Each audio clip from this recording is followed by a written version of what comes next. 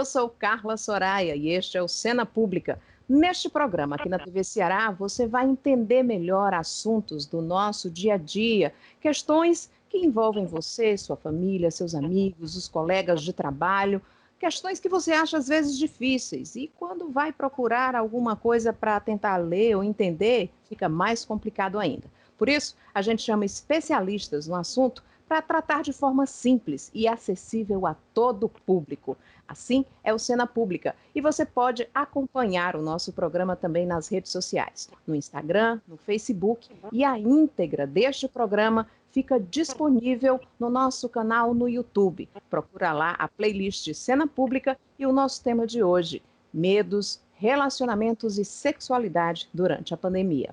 E a gente começa falando exatamente isso. A população está vivendo com medo, ou vários medos. Há os que estão com medo de tudo relacionado ao coronavírus de maneira extrema, e outros que têm pavor de voltar ao, digamos, normal. Tudo parece assustador. E você, será que também se sente assim? Após meses de ansiedade, raiva, estresse, esgotamento, muitas pessoas estão com dificuldade para voltar aos comportamentos usuais antes da pandemia. São dois lados diferentes ou tudo se mistura? E os relacionamentos? Teve gente que se separou, teve gente que se uniu, teve gente que deixou de namorar o próprio companheiro dentro de casa com medo de pegar o coronavírus. Teve gente que passou a namorar virtualmente. E o amor, como foi que ficou nesses tempos de pandemia? Os médicos previram o que alguns especialistas estão chamando de a quarta onda da pandemia de Covid-19. São os impactos à saúde mental que serão profundos e de longo alcance e provavelmente vão persistir aí mais do que os impactos à saúde, porque vão exaurir os sistemas de saúde mental já sobrecarregados em todo o mundo. As mudanças que o coronavírus trouxe no comportamento nas relações afetivas das pessoas são temas do nosso Cena Pública de hoje, que recebe com muito prazer Edilisa Peixoto, psicóloga. Como vai, Edilisa? Muito grata por sua participação. Super prazer participar, obrigada pelo convite. O tema é super importante. Obrigada pelo convite. Nós que agradecemos. Também a presença de Zenilce Bruno, que é psicóloga e terapeuta sexual. Zenilce, bem-vinda. Obrigada, é um grande prazer estar com esse quarteto tão bom, né? Que pessoal que entende do tema de psicologia, de sexualidade, de convivência, de amor. Então, eu acho que a gente pode esclarecer muita coisa que vai fazer um bem danado para quem estiver nos escutando. E o único homem entre nós aqui, o psiquiatra Tom Trajano. Muito grata, doutor. Olá, tudo bem, gente? Prazer estar aqui, Carla. Só retificando, né? Eu sou psicólogo, né? Psicoterapeuta, tá? E é um prazer poder somar com vocês. Me honra estar ao lado de mulheres poderosas, de mulheres empoderadas e dedicadas amorosamente ao que fazem. Nesses tempos de tanta aridez afetiva, realmente um encontro como esse me deixa gratificado.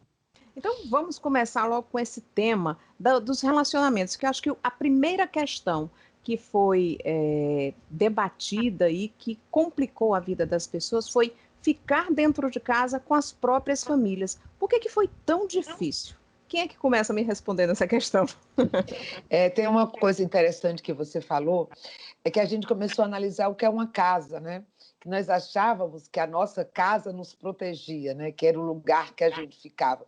E depois nós começamos a descobrir que do lado de fora de casa também é interessante, né? Que a gente também precisa desse contato com o outro, com a sociedade, com as pessoas.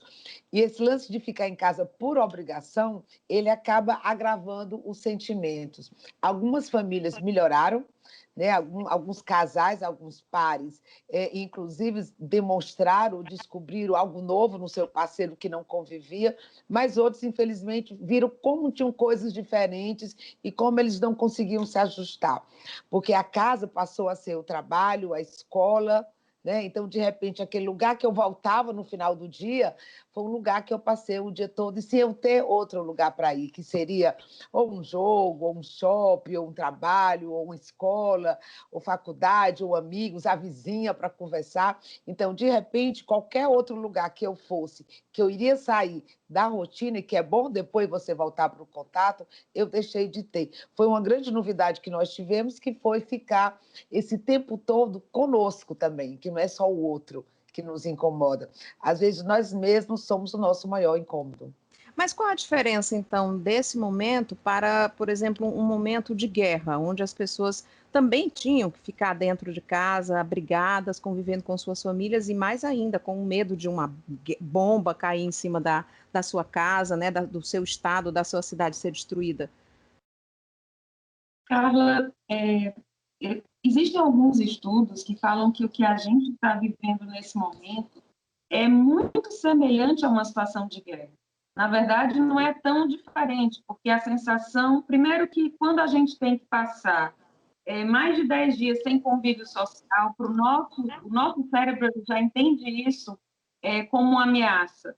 E então a sensação é algo. Primeiro que a gente viveu um momento em que a nossa rotina, né, existe um luto da nossa rotina anterior, que é o como nós vivíamos. Depois, existe o inimigo, e o pior é que o inimigo, ele meio que pode estar em qualquer lugar, ele pode entrar pelas compras, ele pode estar no contato com o vizinho, as pessoas começaram a evitar, né? A gente parou a evitar o próprio contato físico, porque essa é uma das premissas para a gente se proteger, e tudo isso traz para o nosso sistema psíquico essa sensação de que existe algo que está estranho, e sim, nós vivemos sobre um égide do medo, de um medo que é difuso. A qualquer momento, uma bomba pode estourar e ela pode vir de qualquer lugar. Então, de verdade, nós estamos um pouco vivendo essa situação de guerra. E com relação a isso que a Zenil estava falando, da gente ter passado a viver em casa, né, e ter que adaptar todas essas vivências, existe uma diferença entre o home office e o work at home, né? A gente parou, o home office é você, por exemplo, ficar em casa com toda uma estrutura preparada para você poder fazer o trabalho. E, na verdade, a gente precisou trazer para casa o trabalho com todas as questões ao redor, as crianças pulando, o cachorro latindo, né? E aí a gente vê em vários noticiários, está aqui o repórter, de repente, entra a babá correndo atrás da criança, ou o gato atravessa a tela. E isso não é você poder fazer suas atividades em casa com a qualidade, por exemplo, ou com o espaço que você tinha no seu trabalho. Sem Então, conforto e sem ergonomia, né? Porque você não usa uma mesa adaptada àquilo, né? Você improvisa alguma coisa que você tem em casa, né? A cadeira normal que você tem em casa, que não é uma cadeira de escritório, então você vai ficar com um problema de coluna no final do dia, depois do trabalho, né? tem que contar com a experiência emocional de cada espaço, né? A casa tem uma experiência emocional, o trabalho tem outra. Então, isso também foi difundido. Doutor Trajano, com relação a essa questão, porque se misturou aí, até a Adilisa falou do luto, né? Mas se misturou o luto, se misturou também a monotonia, aí veio ansiedade, depressão, insegurança. Foi uma chuva de sentimentos, e não sentimentos bons, né? Todos sentimentos ruins ou prejudiciais. É verdade. O que as meninas falaram realmente muito pertinente. Eu tenho dito que a pandemia foi um acelerador de processos, um catalisador. Então, realmente houve primeiro um estranhamento, né? Todo mundo já ouvia falar da pandemia pelos noticiários, parecendo aquele filme de ficção mostrando lá no Oriente, na China, né? Pessoal de máscara. Muitas pessoas riam daquilo ali. Foi chegando no Brasil e tal, e chegou aqui, né? E em chegando aqui, foi tomando conta dessa subjetividade. Então, realmente, houve uma ruptura daquilo que era dito normal, vieram realmente os medos. A gente começou aqui, né, no nosso estado com o lockdown, né, onde tivemos que ir para dentro de casa, né, fomos forçados a voltar para casa. As estruturas que eram mais saudáveis, quer seja o indivíduo, as famílias, e as empresas, as estruturas mais saudáveis, mais estruturadas, por assim dizer, elas resistiram bem todo esse processo, até otimizaram. As estruturas mais frágeis, elas não tiveram como se esconder. Os indivíduos estiveram frente a frente com seu espelho, frente a frente com seus familiares. Os pais tiveram que olhar e ver os filhos, porque muitos não olhavam para os filhos. Os filhos viram os pais. O casal teve que se ver, não tinha aquela história de dizer, teve um conflito, não, espera aí, deixa aqui um brigado com o outro, eu vou sair, volto depois, chega, janta, vai dormir e vai empurrando com a barriga. Não. Foi aquele tete-a-tete que nós fomos chamados, literalmente, a voltar para dentro de casa. Para casa, a estrutura física, para casa, a família, que poderia ser lar ou não, e para dentro de casa até o interior. Então, as pessoas mais frágeis, as famílias mais frágeis, as instituições mais frágeis, elas realmente sofreram. Então, o nível de adoecimento realmente foi muito grande. Com esse medo à solta, né, ativou os medos internos. Nas estruturas mais frágeis, esse medo aumentou, porque o medo da pandemia ele ativou os medos que a pessoa já tinha. Se tinha uma estrutura frágil, onde existiam muitos medos diversos da história dela, isso amplificou. E toda vida que aumenta o medo, tá, esse aumento vai influenciar diretamente no aumento da ansiedade. Aumentando a ansiedade, tem uma queda ostensiva do humor. Por isso que os transtornos de humor são tão comuns e próximos dos transtornos de ansiedade. É tanto que a terapêutica medicamentosa hoje está se deixando para trabalhar transtorno de humor, está se abandonando os ansiolíticos pelos efeitos colaterais e indo para os antidepressivos, de grande monta. Tá? Então, a estabilização do humor realmente ficou muito instável, porque o medo ficou constante. E, com todo respeito, existem as exceções, a mídia se aproveitou muito disso, né? E trouxe, além das informações, tá? Os profissionais sérios trouxeram informações, mas muitos canais trouxeram terror, que gerou um malefício enorme para a saúde mental da população, não só nossa, mas mundial. Então, realmente, tá? A pessoa ameaça lá fora de casa e ameaça dentro de casa, diante dos conflitos. Uhum. O senhor falou uma coisa aí no início da sua resposta sobre lar ou não, né? Tiveram que voltar para o seu lar ou não. E eu também peguei uma coisa com relação à autoridade. Teve conflitos de autoridades dentro de casa, né? Quem mora com marido, companheiro ou companheira, com filhos, tem famílias, né, principalmente nas periferias, que moram famílias inteiras dentro de casa, pai, mãe, avô, 3 gerações juntas. Isso acabou conturbando tudo, né? É verdade, né? Vou continuar, meninas, aqui, tá? Realmente, e é interessante, tá? Eu tenho, na minha prática, além do trabalho na clínica, né, no consultório, que é uma clientela com poder aquisitivo maior, eu também tenho trabalhos em comunidade, tá? Carentes, né? Então, se a gente colocar A como que tem mais, né? Então, B e E como que tem menos, observei muitos fenômenos semelhantes.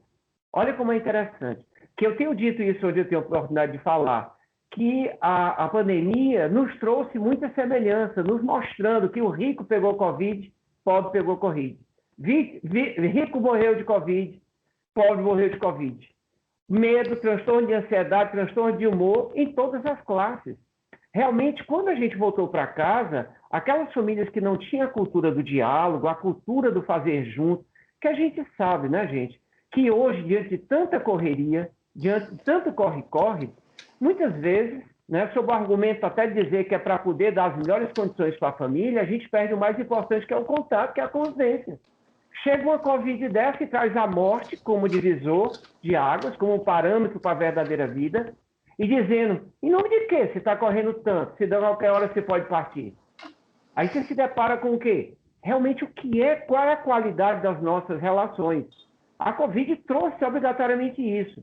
Aqueles que optaram por se lamentar e ficar refém do medo, ficaram aí. Aqueles que tiveram, quer seja por si só ou por canais de ajuda, tiveram a oportunidade de rever, de ressignificar tanto o seu modo de ver o mundo, de ver a família, de ver trabalho, de ver qual a ocupação do tempo. Isso daí, gente, também foi fantástico e está acontecendo, sem tirar todas as dores. Né? Então, esses conflitos da autoridade que você falou, fato, realmente. Agora, vem o questionamento. Isso não estava acontecendo antes? Algumas pessoas caem na armadilha de dizer que foi a Covid. Não foi. A estrutura já existia. Acho que só pois não. Eu acho que a gente teve, através dos eventos, principalmente durante os lockdowns, assim, a oportunidade de sermos espectadores da vida que nós tínhamos antes. E aí é como se a gente assistisse, tivesse a oportunidade de exatamente como é que eu estava vivendo a minha vida, o que é que realmente faz sentido, o que é que vale a pena e o que é que não vale a pena. E o que é que precisa ser mudado. Então, as pessoas foram colocadas num lugar em que elas pararam de ter as distrações que geralmente fazem você empurrar algumas questões com a barriga, principalmente questões sobre autoconhecimento, a autorresponsabilidade com relação à própria vida. É como se nós fôssemos convocados a lembrar da nossa autorresponsabilidade. A vida que eu tenho é essa, a casa que eu tenho é essa, é assim que está a minha família, isso vale a pena, o que é que eu posso fazer, né? Então, assim, durante esse período, eu acho que a gente conversou algumas vezes sobre essa questão de que as pessoas foram convocadas a pensar mais profundamente sobre suas questões, sobre seus relacionamentos. Então, de um determinado ponto de vista, por exemplo, do ponto de vista clínico, da minha experiência no consultório, eu achei que os meus clientes tiveram uma oportunidade profunda, né? Uma oportunidade de se olhar de uma forma muito mais profunda, porque eles não tinham como se distrair de fato. Mas a minha preocupação sempre foi, e as pessoas que não estão tendo suporte algum, como essas pessoas estão vivendo esses momentos? Aí a gente tem muitos profissionais que têm uma generosidade, que começaram a fazer também lives, e a Zenilce mesmo fez várias, falando sobre essas questões, a gente foi se dividindo, mas a gente sabe que nós estamos passando um momento que é novo para a humanidade e que as pessoas estão precisando de muito suporte para lidar com isso, né? E se exigindo muito. As pessoas estão se exigindo muito, achando que eu era para estar aproveitando para ler 150 livros, eu era para estar aproveitando para ser mais produtiva. E essa não é uma situação de férias, é uma situação de tensão. E assim, você acaba trazendo mais tarefas para você, além das que você já tem, né? Eu queria pegar esse gancho que a Edilisa falou do novo, né? Em pouquíssimo tempo, nós mudamos muito o nosso estilo de vida, os nossos valores, né? Imagina que eu já tenho 60, não tem quem diga, mas tenho, e que eu passei 60 anos para adquirir alguns hábitos, né? Uma forma de viver, alguns valores. E em pouquíssimo tempo, nós temos há 1 ano e pouco da pandemia, nós tivemos que mudar tudo. E é muito, muito difícil nós mudarmos esse tudo. Uma coisa que me chama muita atenção, antigamente a nossa prova de amor era estar junto. Né? O que é que a gente fazia? A gente ia visitar os parentes, a gente ia visitar os amigos, os nossos avós. Hoje, a prova de amor é nos afastar. Olha que loucura. Então, aquele pai da gente já velhinho que está lá sozinho, porque a gente tem medo, sei lá, se eu estou contaminada, posso contaminar o papai, virou uma forma de amor. E isso é muito esquisito para a gente, né? Mas para a geração dele é complicado também. E para mim também, para nós também, né? Assim, eu não ir ver uma pessoa que eu amo, para mim eu estou errada. Então, olha como os nossos valores estão esquisitos. O velho que está em casa também, sem receber os netinhos, sabe que isso também é uma prova de amor, mas ele está sozinho. Então, nós mudamos uma qualidade ou um estilo de vida muito rápido, sem que a gente fosse consultado. A Edilisa falou da história do inimigo. O nosso inimigo hoje pode ser nosso amigo, pode ser nosso namorado, né? Pode ser nosso marido, pode ser a nossa secretária, alguém que sobe no elevador comigo. Olha que loucura. As pessoas começaram a olhar para as outras pessoas como adversários. Se você chegar no supermercado, que a gente já está de máscara, etc. e tal, a gente fica olhando se aquela pessoa está chegando perto, se aquela pessoa pegou em alguma coisa. E o Você que já vai nós afastando, né? então fica difícil, né? Eu acho que você vai chegar nesse ponto depois, mas fica difícil até as relações afetivas. Beijar alguém, abraçar alguém, sei lá onde é que esse cara andou, sei lá onde é que essa mulher andou, ou o meu parceiro, a parceria, né? Que hoje a gente chama de parceria, porque existe toda uma questão de gênero já muito diferente. E isso é legal a gente entender e se perdoar, tá? Porque eu acho que esse nosso chicote está muito pesado. A gente se julgar, e eu chamo o vírus da solidão, né? Até porque tive doente ano passado e eu dizia que era o vírus da solidão, na hora que eu queria mais companhia, ninguém foi lá para casa, porque não podia ir, né? É muito maluco isso. Então, Zenilson, de pegando repente, eu acho que a teu gente tem que gancho, mudar. pegando esse teu gancho e também o que a Edilisa falou, com relação aos relacionamentos mesmo entre casais, né? Sejam homo, heteroafetivos, muitos se separaram durante o primeiro momento da pandemia. E como a Edilisa falou, as pessoas começaram a se repensar, será que isso está valendo a pena, né? Tinha gente que estava empurrando relacionamentos com a barriga. E você, como terapeuta de casal, eu acho que pode falar mais sobre essa questão. Nós tivemos situações distintas. Primeiro, os casados voltaram a ser valorizados, né? Pela primeira vez, os solteiros nos invejaram, porque tínhamos um parceiro, uma parceria em casa, né? Mal sabe. Mas, de qualquer forma, o que é que aconteceu? Se você tinha alguém em casa, parecia que aquele alguém ia ser a única pessoa da sua vida. Então, nós começamos a supervalorizar e dar à nossa parceria uma obrigação, ou sei lá, um valor, ou algo que ele não podia nos dar, porque ele também estava apavorado. Então, começou a ter uma cobrança muito grande entre os casais. Já os solteiros começaram também a ficar apavorados, porque não tinha ninguém, não podia ir para festas, só as festas clandestinas, começaram a conversar por mensagem, por zap, mas teve um momento que não tinha um encontro, porque tinha medo. Tem um lance interessante que nos Estados Unidos, o Tinder começou a fazer um movimento, eles fizeram um sorteio para 500 casais, né, que estavam se conhecendo no Tinder, fizeram o teste para ver se dava positivo, e dando negativo, eles promoveram um encontro. Então, olha, 500 casais, né, foram se encontrar já com o teste do coronavírus legal. Hoje, agora, já é a vacina. Né? Você já pede a vacina, você se vacinou. Nós mais velhos, viu, Tom, estamos valendo ouro. Estamos todos já com a segunda dose. Quer dizer que se teve Covid e se vacinou as 2 doses, está tranquilo.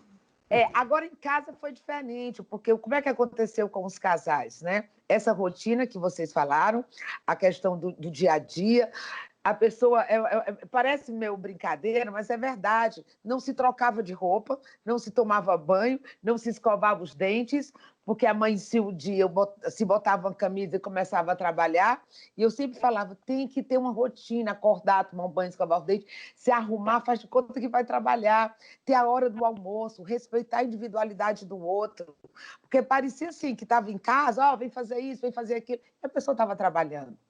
Então, isso houve um desgaste e DRs sucessivas que desgastam muito o relacionamento. Mas teve uma coisa legal, porque a criatividade também foi meio que forçada. As pessoas começaram a inventar sexo virtual, né?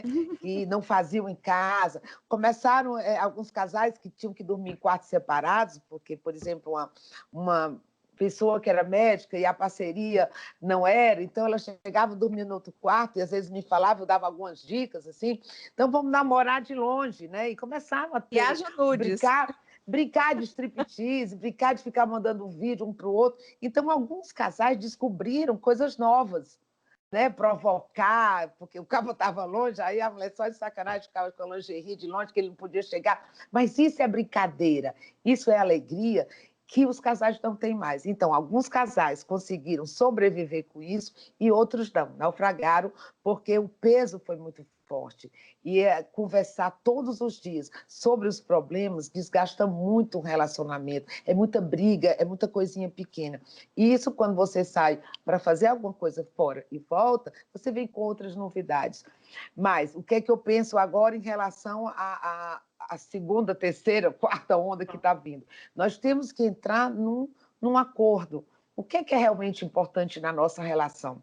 Será que esse tipo, porque deixou o copo fora do lugar, que é outra briga que os pacientes se trazem, né, A Tom? tampa Porque do todo vaso dia ele aberto. deixa o copo no lugar errado.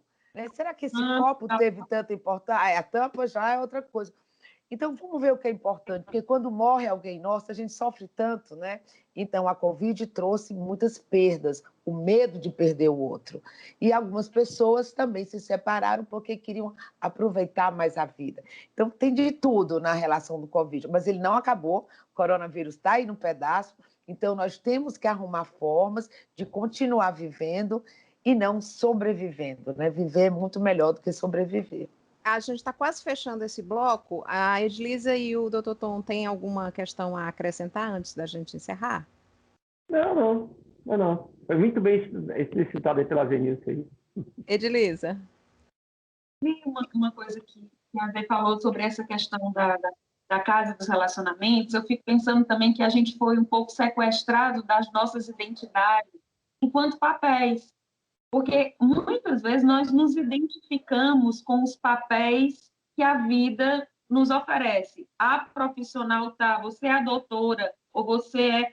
E, de repente, todas essas identidades que algumas pessoas se agarravam, também elas foram sequestradas, assim, você passou a ter que rever quem eu sou, como eu atuo, e acabou que você ficou, assim, isso também trouxe para dentro de casa outros conflitos, né?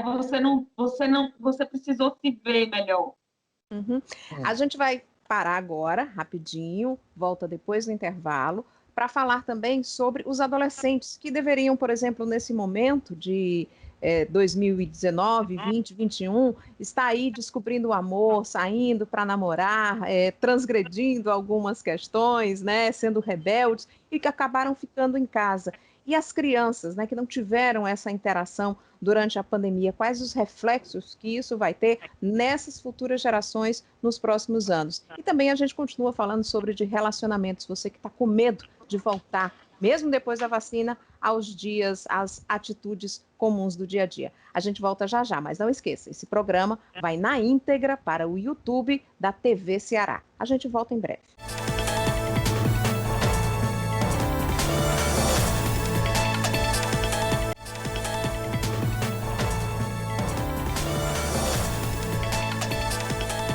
Estamos de volta com Cena Pública, hoje falando sobre medos, relacionamentos e sexualidade durante a pandemia. Os nossos convidados de hoje são os psicólogos Edilisa Peixoto, Zenilce Bruno e Tom Trajano, que já abordaram aqui algumas questões, mas a gente vai continuar aí, porque pode ser que a nossa conversa seja exatamente a dúvida que você tem. No bloco passado falávamos sobre a sexualidade e a sexualidade está sempre à flor da pele nos adolescentes. Só que os adolescentes também são rebeldes, querem transgredir, e nesse período de pandemia, a transgressão deles foi além da sexualidade, foi para as festas clandestinas. E como é que a sociedade viu isso, né? Ou muitos deles acabaram com tanto medo, a chamada coronofobia, medo do coronavírus, que não saíram de casa, não tiveram seus relacionamentos. Então eu pergunto aos três, como é que essa geração aí vai conseguir tirar isso da cabeça e se relacionar de maneira mais comum ou como a idade pediria ou mandaria, exigiria? Olha, Carla, os adolescentes, em geral, assim, a gente tem que prestar atenção que a grande maioria, né, ainda está em casa, ainda obedece o pai e a mãe, ou quem cuida dele, né, os que têm casa, porque alguns não têm casa, alguns estão na rua, então vão fazendo o que dá vontade, porque não tem ninguém para orientar. Mas alguns realmente não conseguiram, né, e saíram para algumas festinhas mais íntimas, outros foram para aquela festa do beijo, que acho que todo mundo viu aí na mídia. Grande Então, polêmica, né? grande polêmica, por sinal. Agora, o que é que a gente, nós como terapeutas de adolescente, né, que atendemos, realmente é uma situação muito complicada, porque eles também não estão mais no colégio. que o colégio era um lugar que eles treinavam essa sexualidade, né? A paquera, a sua sedução, o teste se eu estou agradando ou se eu não estou agradando, treinavam os beijos escondidos, etc. e tal. E isso realmente mudou. Eles não têm ainda a maturidade de entrar numa rede social de adultos em que eles ficam conversando, filosofando, e alguns realmente saíram. Mas o que eu achei que foi interessante também, porque eu sou aquela que vejo o negativo e o positivo, é que eles se conheceram mais.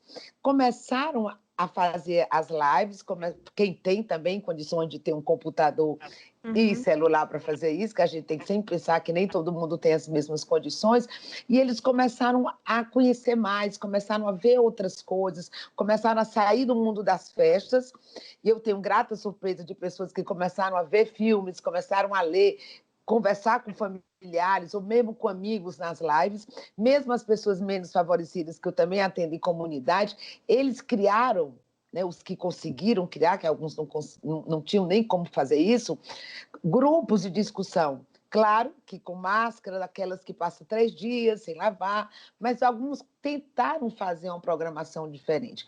O que é que muitas vezes, quando me falavam da sexualidade, eu diria que eles estavam, eu quero. Foi uma época também, não só para os adolescentes, né? Os adultos também gostam de sexo.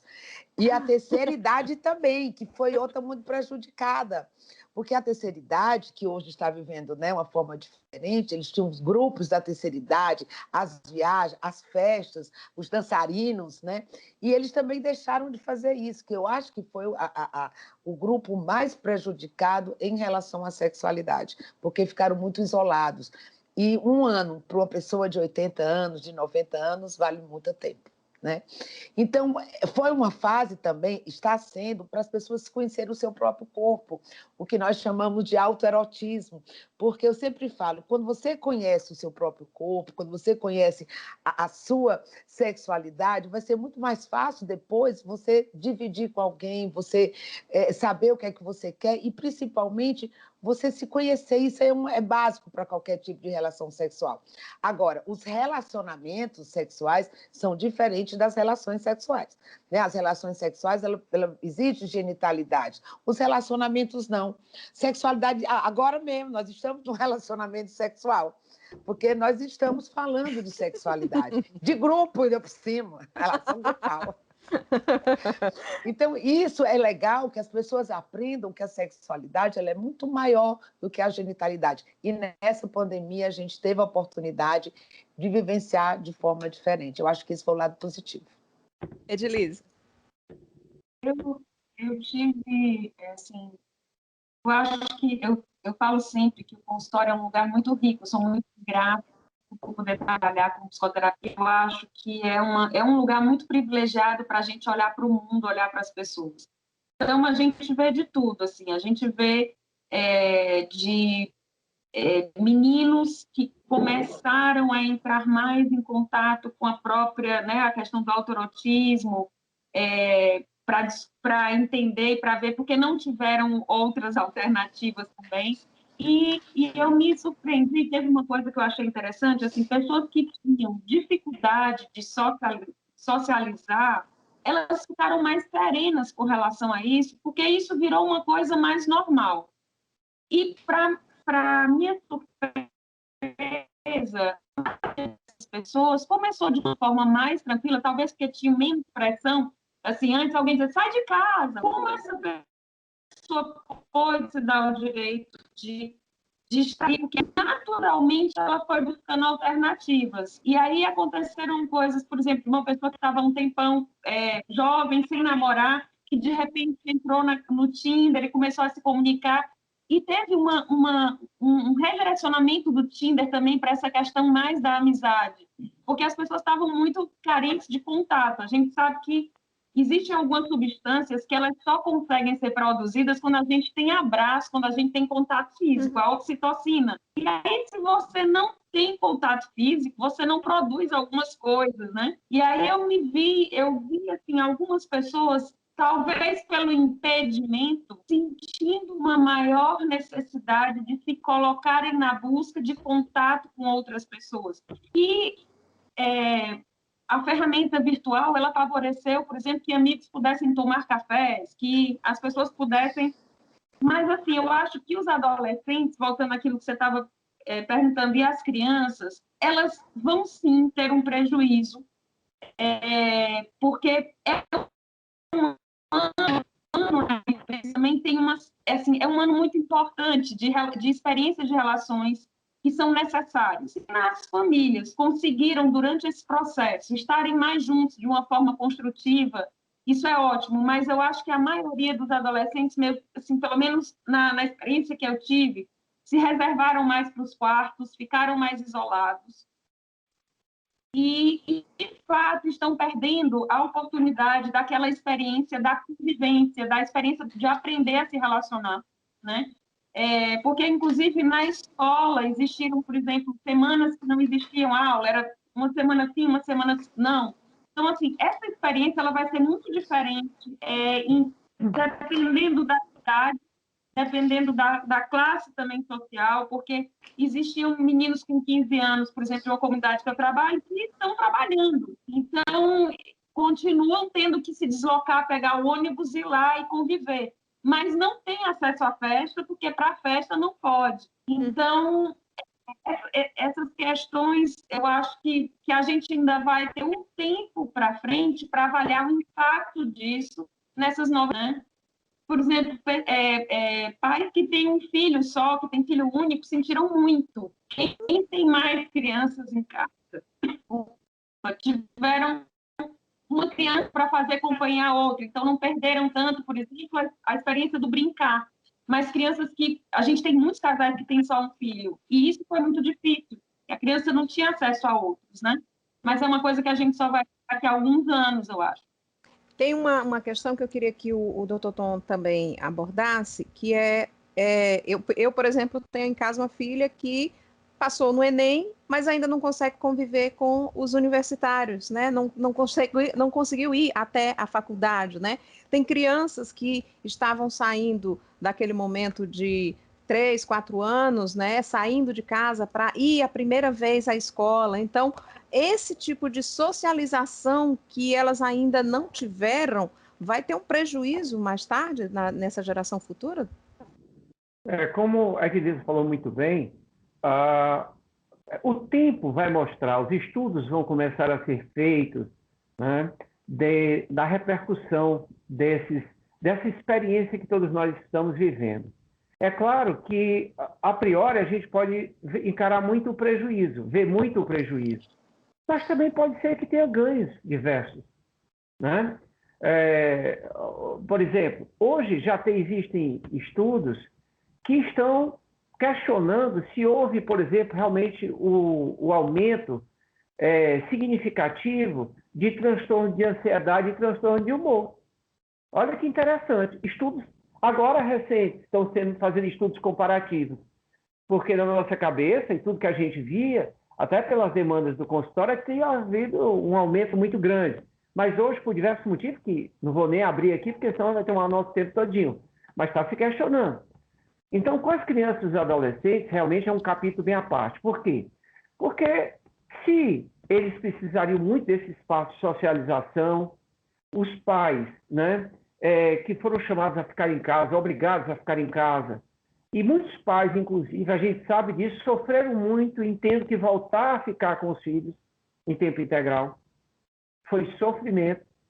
A gente vê mesmo a própria campanha aqui para poder voltar às escolas o tempo todo, né? A sociedade civil se organizou. Não aguento mais os filhos dentro de casa com tanta tarefa. Exatamente, né? Então, tudo isso é muito desafiador. Agora, a gente está vendo tudo isso na perspectiva do adulto. Porque na perspectiva da criança, é sui generis. A criança... Como ela não passou por outras experiências, aquilo é novo também para ela, né? Tem um nível de sofrimento pelas limitações, mas também tem o poder de ressignificação, de reinvenção, que a gente também precisa ver que essa é a nossa realidade, né? E alguns não tanto a presença dos pais, né? Isso. Tiveram tanta oportunidade de ter os pais. Então, para as crianças isso foi muito significativo. Exatamente. No adolescente, né, até fazendo o link com a fala sua lá de trás sobre a questão da autoridade, a gente sabe que, por exemplo, no menino, o aumento da testosterona na adolescência é de 800%. Nossa, segurar esses meninos em casa. Olha aí! Né? E aí o que acontece, né? Hoje, os nossos adolescentes são diferentes dos adolescentes da nossa época, né, Denilson? Né? As crianças são diferentes. Um menino hoje, uma menina de 7, 8 anos, né? Dá aula para nós que tínhamos com 7, 8 anos, a gente tinha, né, um nível de ingenuidade totalmente diferente. Então, esse adolescente, né, com esse nível de testosterona, com o mundo que é apresentado a ele pelas mídias, tá? Através da comunicação, o volume de informações disponível, isso realmente, como eu disse, né, é uma coisa que para mim ficou muito claro, é um catalisador, um acelerador de processos. Então, os enfrentamentos, as reivindicações, os pais de filhos adolescentes estão tendo ainda grandes desafios. Oh, se tem. Grandes Eu que desafios. Não é assim? Eu que diga. Então, realmente, as consequências disso, nós haveremos de ver. Agora, o que é certo é assim, aquele chamado inicial que todos nós aqui já conversamos, um grande chamado de revisão de conceitos, um grande chamado de revisão de valores, um grande chamado para a gente rever o nosso tempo, o tempo que a gente dedica aos nossos entes queridos, que a gente diz que faz tanta coisa em nome deles, mas, realmente, a gente cria vínculo a quem dedica tempo. Então, a gente pode dizer que ama os filhos, mas se a gente não comparece, como o companheiro, a companheira, né? Se a gente não comparece, a gente não é lembrado. E o que fazer também com a outra ponta, né? A terceira idade, que a Zenilson lembrou também no início, né? Que acabou se isolando, né? E, por exemplo, sendo fechado numa bolha.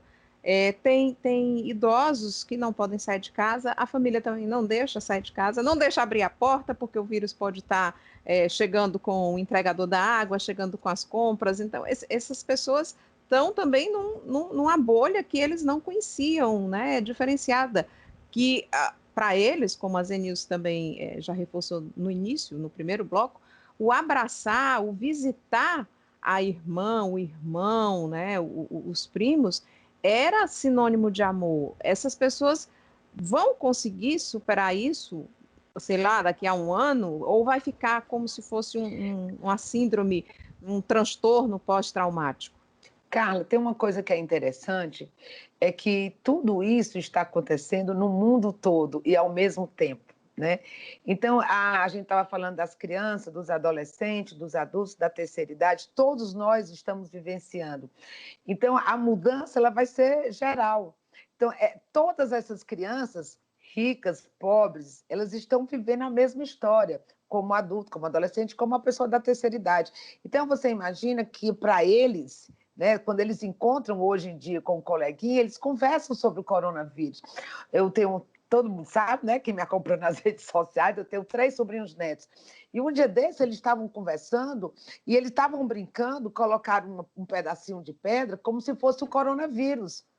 Olha, esse aqui é o coronavírus, ninguém chega perto. Aí corria, na maior gargalhada. Eu achei.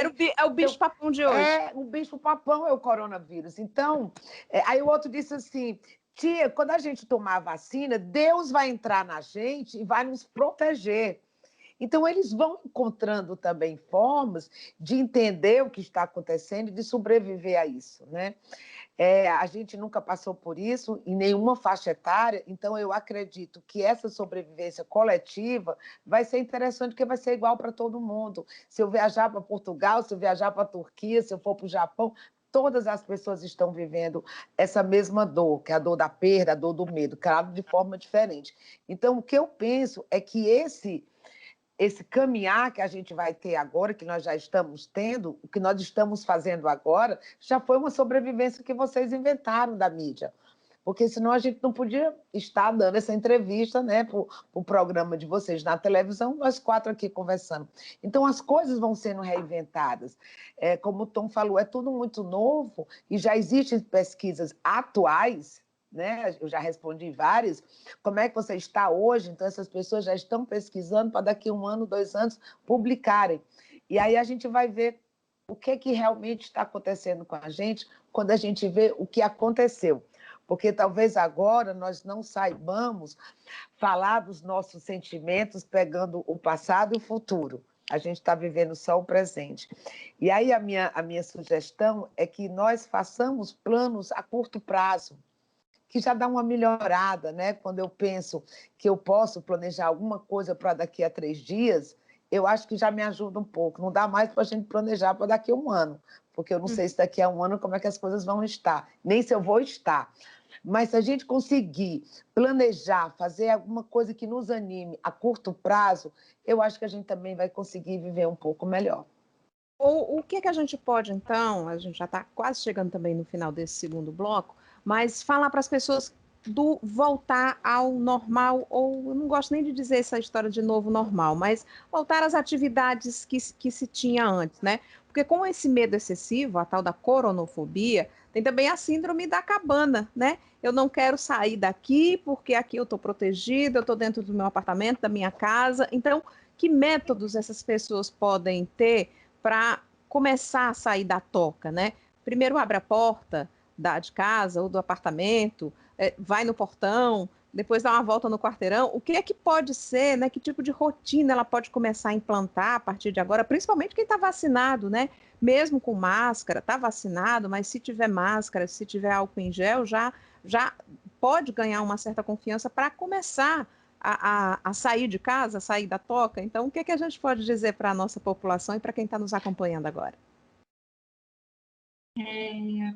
Eu estava lembrando que a primeira vez que eu saí de casa, durante o primeiro lockdown, que eu saí, né, quando abriu, eu me peguei no supermercado e eu estava assim, no meio das frutas, assim, e a sensação... Aí eu percebi que eu estava com taquicardia. Achei aquilo muito surreal, porque eu disse, eu não estou nervosa, eu não estou atenta, eu não estou com medo de nada, por que meu coração está disparado assim? E eu me dei conta do como foi o impacto físico de um deslocamento depois de tanto tempo em casa. Então, quando você fala, assim, quando eu penso nas pessoas que estão nesse movimento de sair, primeiro eu acho que as pessoas têm que aprender uma coisa que já está passando o tempo, nós precisamos ser mais generosos com a gente mesmo.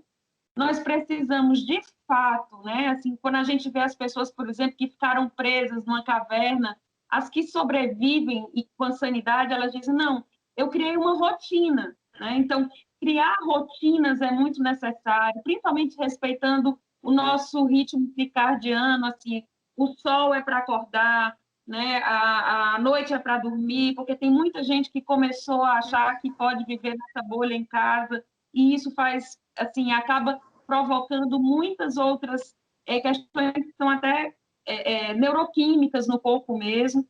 Então, eu acho que criar uma rotina, ser generoso consigo, entender que cada um vai ter um tempo para se sentir mais à vontade para sair, mas é necessário que você faça pequenos movimentos, né? Acho que você falou, sai um pouco até a porta, olha a vida pela janela, marca com um amigo, vai, se não está com coragem de ir sozinho, vai com alguém, pede.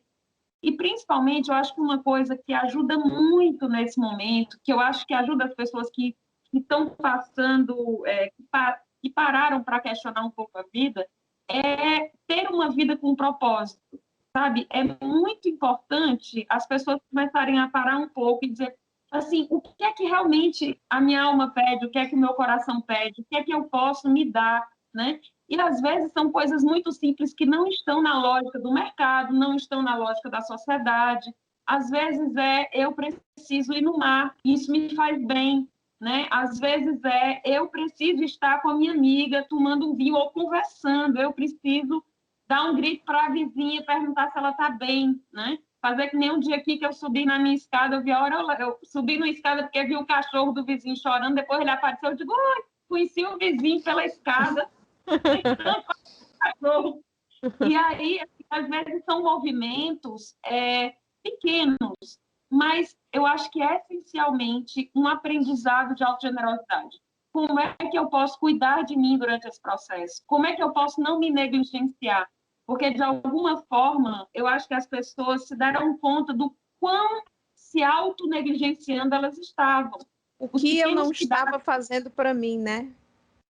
Exatamente. Então, são os pequenos prazeres, assim, eu acho que essa dimensão do coronavírus, desses lutos, e da possibilidade de nós perdermos pessoas e perder a nós mesmos. A gente não sabe, amanhã pode ser eu.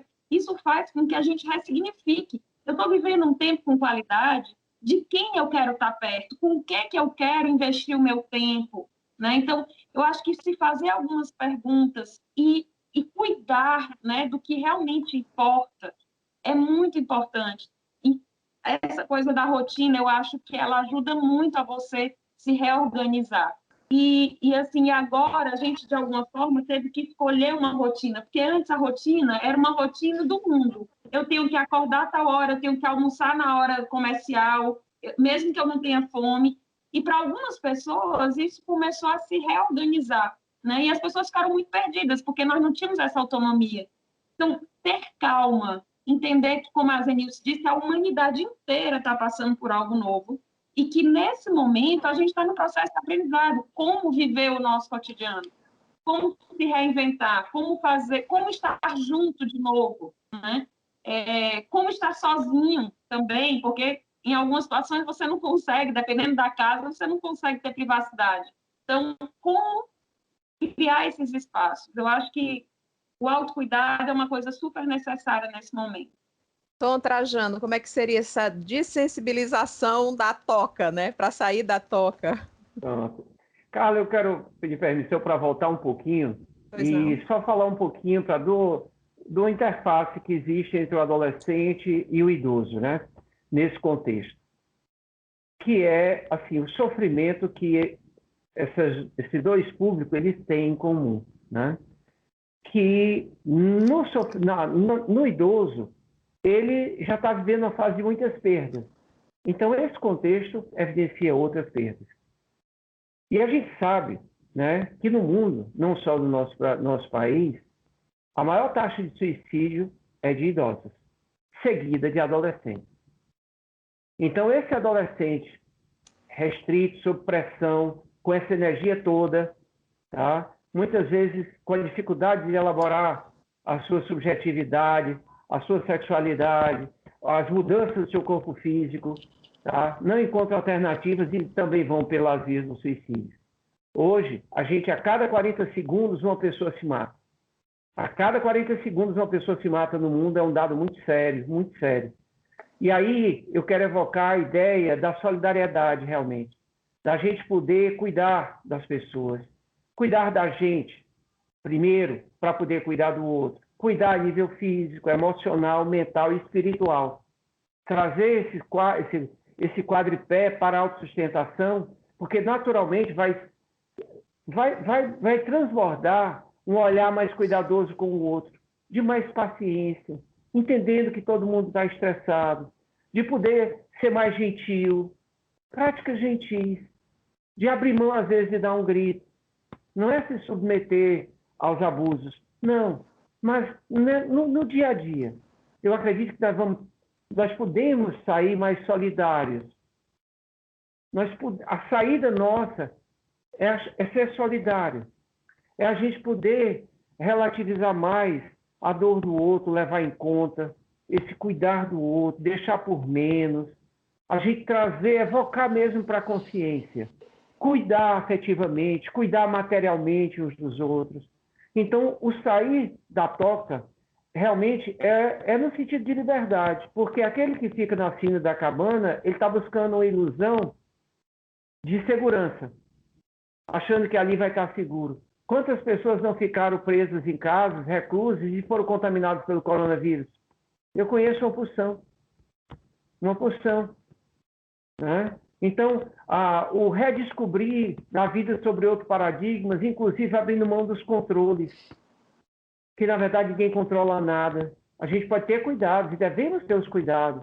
Usar a luz, usar a máscara, o gel, ter os cuidados de higiene, são necessários, mas sem desenvolver realmente a paranoia, sem ver nesse outro inimigo, sem ver no vírus.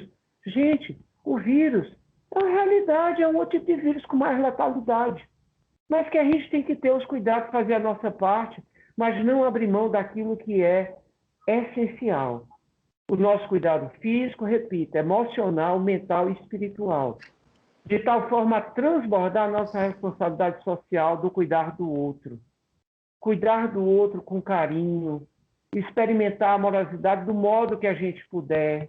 Se você tem um idoso, né, por exemplo, a minha mãezinha, né, que tem 87 anos, né, eu vou na casa dela, fico longe e tudo mais, ela lá no cantinho dela, com a cuidadora, né, mãe, olha, eu vim só dizer que te amo, eu não posso te agarrar no teu cangote, te dar um cheiro, mas eu posso dizer que eu te amo, não esquece não, tá? Aí ela ri, não esqueço não, meu filho, tal. Ela já está um pouco demenciada, mas ainda lembra de mim, né?